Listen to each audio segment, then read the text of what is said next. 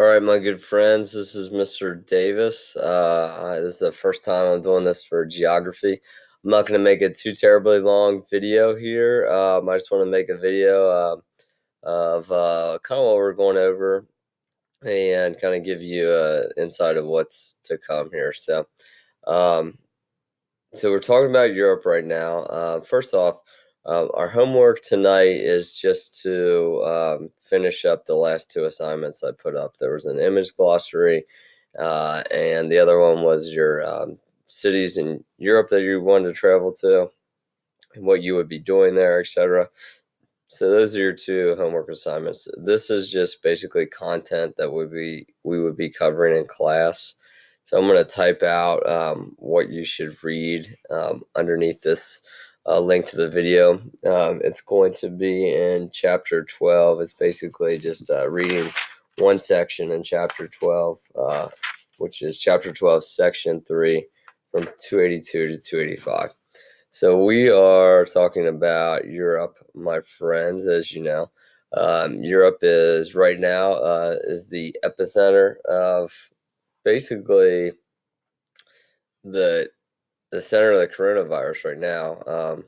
So this is Italy. We looked at Italy a lot last week, and we were talking about Italy when it came to the coronavirus. Why was it ravaging Italy so much? Two reasons we came up with is one, Italy is really big population, like 63 million people on an area that is well smaller than the United States. So they're really packed in close. They also have an old population compared to the United States. They're like 8 years older on average in Italy than we are in the United States. So they're really getting hit hard.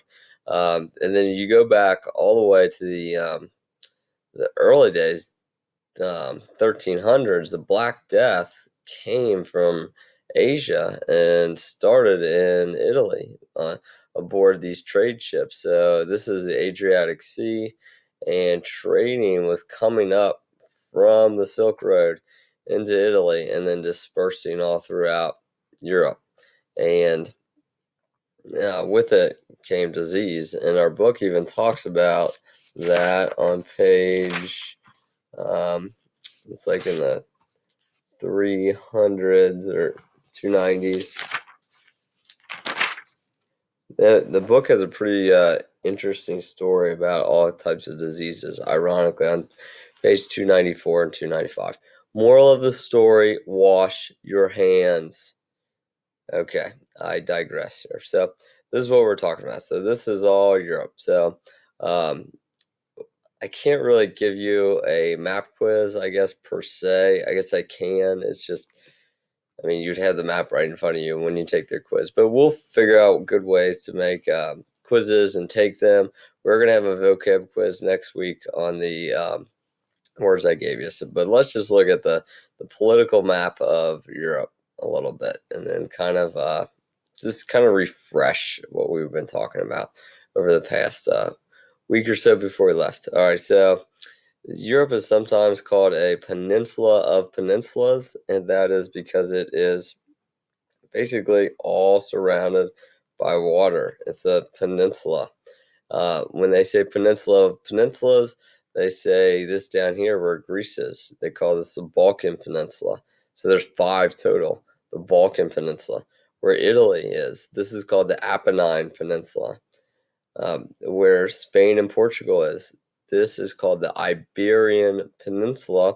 This is the historical reference in the New World in Latin America, like Mexico, South America today. They called people from Spain and Portugal peninsulares because they're from the Iberian Peninsula. The third peninsula up here is, I guess this would be the fourth now. The fourth is this inappropriate country jutting out from the center of Europe, flipping us off, is Denmark. That's called the Jutland Peninsula. It's really easy for me to remember because it juts out of Europe. It's Denmark.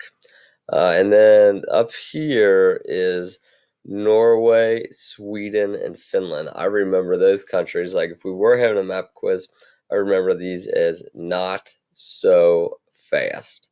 That's kind of how I remember those in order. Not so fast. NSF. This is the Scandinavian Peninsula. This is where the Nordic Norsemen, the Vikings, would have came from. The Vikings actually came straight across the Atlantic well before Christopher Columbus did. Leif Erikson and some other Nordic Norsemen come across into Canada centuries before Christopher Columbus and the Spaniards went west trying to find Asia. They were also just kind of exploring. They weren't looking for a land, or they weren't looking for a route to Asia, because that really hadn't been, it wasn't important to them right now when the Norsemen come over, like in the 1000s. But it is, let me just pause it right here. Okay, so I'm going to play around with this a little bit, and if I pause it and pick back up, it might seem a little choppy. It's just, I'm just playing around with it. All right, so those are the 5 peninsulas, so I'll just see if I can do this. The B, this looks like a second grader doing this. B-A, I,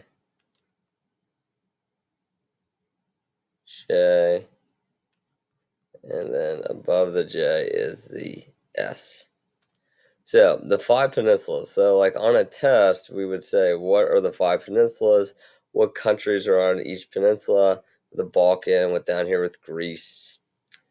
Macedonia is above Greece. Apennine is all Italy. And the I is Iberian, Spain and Portugal, the Jutland, and the Scandinavian. Okay, so those are the peninsula of peninsulas. There are pretty much they have every landform, but they don't have any deserts. It's too far north. There's no climate that is really dry. Probably the best spot that you could maybe say would be a desert, possibly. Um, it would be up in the Arctic Circle, like if they don't get a lot of precipitation. Easy for me to say. But really, there's no warm deserts or anything like that. Okay. Definitely need to know this here. This is pretty easy stuff. This is the Atlantic. That's what separates the big continents, North America and Europe, is the big Atlantic Ocean. And actually, for the most part, Europe, despite being further north than us, it's called the Gulf Stream. And Europe is, for the most part, in the winter, they are warmer than us, even though they're north of us. If you took your finger and went from London, which is right here, basically, and you went straight across, you would be in Canada. But they have more of a mild winter than we do. So, like if I just went to weather.com, I'm going to just predict here there's Donald Trump and all of his people fighting Corona. If I went to London, not London, Kentucky, which will pop up probably. Let's see. I just went London, England. I'm going to go to 5-day. I'm going to say they're somewhere like 40s, 50s, 60s. Probably would be the range in temperature. And there's not going to be any snow. They don't get any snow. We have more snow plows in Alexandria than they do in London. But so 58 is their high, 44, 49, 41. They're kind of like even Steven in the winter time. They don't get too dangerously low, but they don't really get too comfortably high. It's kind of gloomy, a lot of rain going on there. So it is not necessarily a place you want to go take a beach vacation, although there's a bunch of coastline, but they stay pretty warm because of the Gulf Stream. Okay, so that's some other physical geography. Also, let's see if I can erase some of this stuff. I think this is my eraser. See how easy this is. Blah, blah, blah, blah, blah. Okay. I'll pause it. All right, my good friends. Now we're back. Okay. The next body of water we will talk about. This is called the Mediterranean Sea. So the Mediterranean Sea, that is important for a lot of reasons. Last week we were talking about the Mediterranean Sea as people were coming from Africa into Europe. They weren't really even getting into Europe. What was happening is people were leaving Africa, or they were leaving over here from like Turkey. These people would be called refugees, and they were trying to seek asylum in Europe. And they weren't even really making it to Europe. They were getting out into the Mediterranean Sea.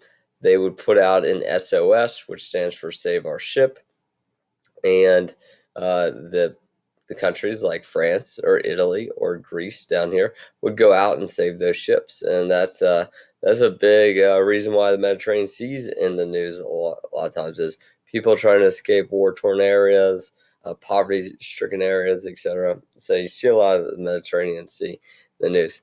Also, what is convenient about the Mediterranean Sea, you don't see it in this map, but there is a canal right here, down here. It's in Egypt. So later on a quiz, we will have to know, even though this is an African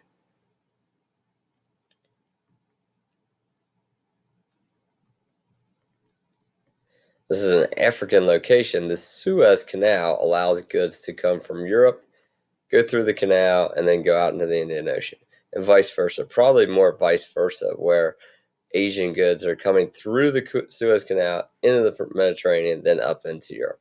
Okay, so let's see. Let me just pause it here.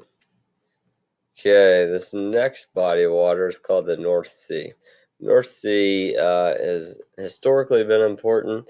In World War II, there's a lot of submarine warfare. World War I, World War II, there's a lot of submarine warfare between Germany and the United Kingdom, and that a lot of it took place in the North Sea. Today, what's really important, what it's known for, is oil. A lot of oil in the North Sea. So that is one of the main reasons why it's this important is oil. The discovery of it helps the countries out that own those chunks of territory. So basically, like what happens in the world is each country will own parts of the shoreline outside of their coast. Once you get so far out of the coast, kind of like out in the middle of nowhere, then it becomes international water. But like right here, this is where I'm drawing here. This might be like United Kingdom's like actual territory where this thing is. Kind of looks like a big nose I just drew there. But that would be all this big red circle would be the United Kingdom's territory. So they would kind of technically own / control the oil coming out of there. So that's where I'm going to stop there today with our content. Try to do some more videos going over maps and stuff. So that's our first one. Didn't want to overwhelm you guys or anything like that. So hopefully this worked for you. Again, no homework tonight. I am going to put up a link, some videos for you to watch at your leisure. Hopefully you guys are staying safe and healthy. Take care.